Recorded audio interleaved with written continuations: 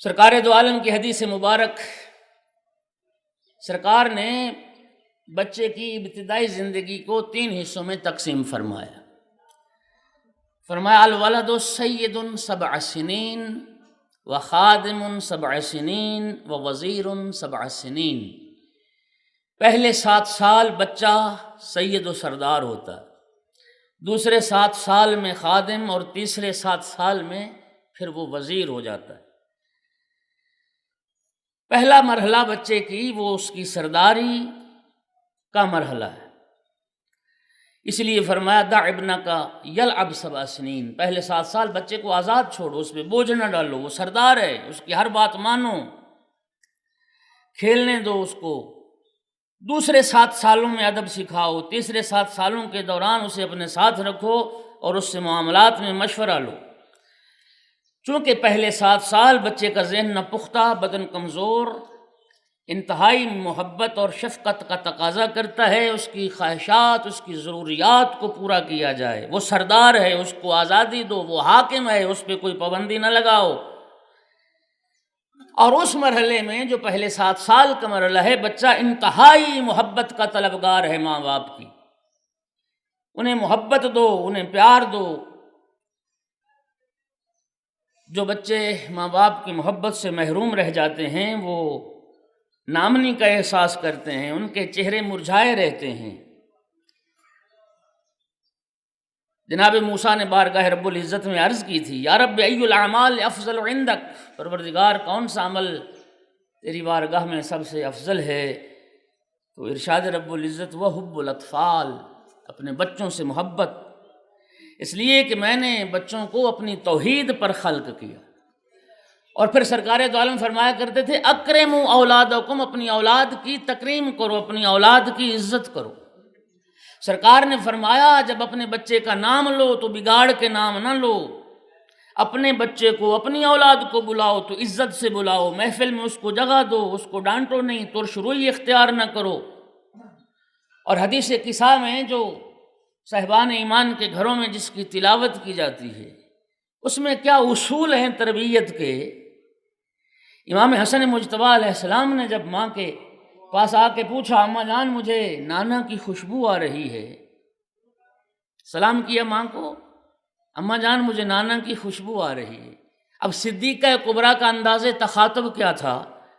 وعلیک السلام یا قرۃ عینی وثمرۃ فؤادی، اے میری آنکھوں کی ٹھنڈک بیٹا، اے میرا میوہ دل، تجھ پر بھی سلام ہو۔ اور جب امام حسن مجتبیٰ نانا کے پاس آئے اور السلام علیک یا جدہ، نانا جان سلام، تو پیغمبر نے سلام کا جواب کیسے دیا؟ میرے محترم سامعین، وعلیک السلام یا ولدی و یا صاحب حوضی، یہ کیا ہے؟ یہ ہے بچے کو ادب دو، بچے کی شخصیت کو تعمیر کرو۔ اور سرکار دو عالم فرمایا کرتے تھے کہ 5 میری سنتیں ایسی ہیں کہ میں مرتے دم تک جن پہ عمل پیرا رہوں گا تاکہ میرے بعد بھی وہ سنت قرار پائیں۔ ہم یہ تقاضا کرتے ہیں بچوں سے کہ میں بڑا ہوں، بچہ مجھے سلام کرے، لیکن سرکار دو عالم کی سنت یہ تھی، سرکار فرماتے تھے میری ایک سنت تسلیمی علی الصبیان، سرکار دو عالم بچوں کو سلام کیا کرتے تھے، بچوں پر سلام کیا کرتے تھے۔ اور پھر بچوں کے ساتھ محبت جناب ختمی مرتبت کی، کبھی بچوں کے لیے نماز کو لمبا کر دیتے تھے اور کبھی بچے کا گریہ سن کے نماز کو مختصر کر دیتے تھے۔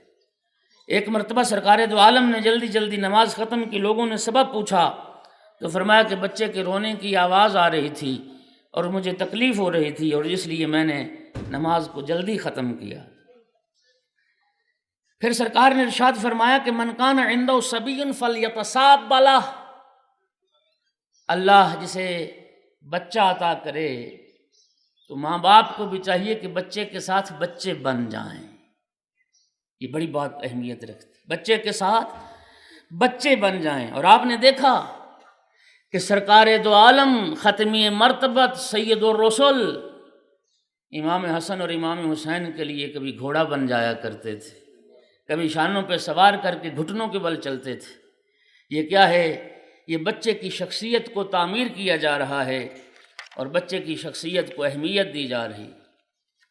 اور روایات میں ہے کہ بچے کھیل رہے تھے، سرکار دو عالم کا گزر ہوا، امام حسین علیہ السلام بھی وہاں موجود تھے۔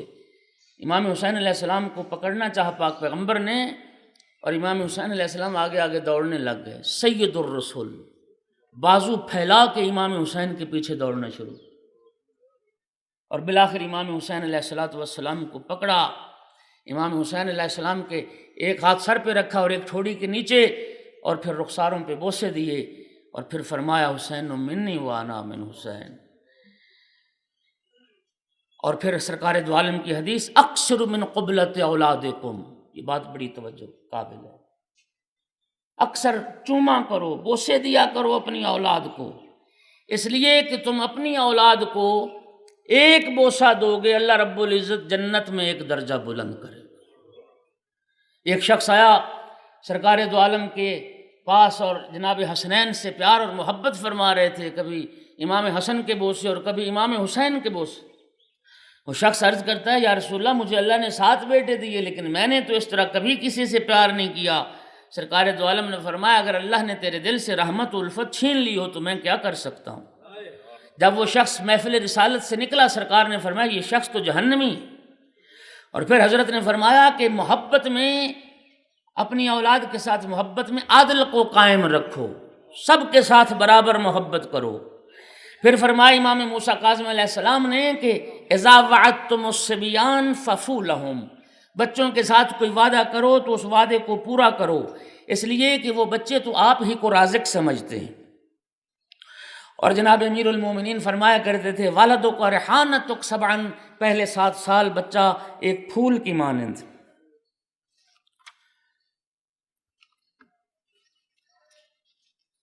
چونکہ پہلے 7 سال جو ہیں اس میں بچے میں سوال کی حس زیادہ ہوتی ہے، لہٰذا بچے کی بات کو توجہ سے سنیں، بچے کے سوالات سے اکتائیں نہیں، اکتاہٹ محسوس نہ کریں، اس کو جواب دیں۔ بعض ماں باپ یہ سمجھتے ہیں کہ بچہ کسی محفل میں ساتھ ہو تو اٹھے نہیں، پھرے نہیں، چلے نہیں، شرارت نہ کرے، بیٹھا رہے۔ شریعت اس بات کی اجازت نہیں دیتی کہ اس کو پابند کرو۔ شریعت کیسی، اسے شرارت کرنے دو، اسے کھیلنے دو، اسے بھاگنے دو، اسے دوڑنے دو۔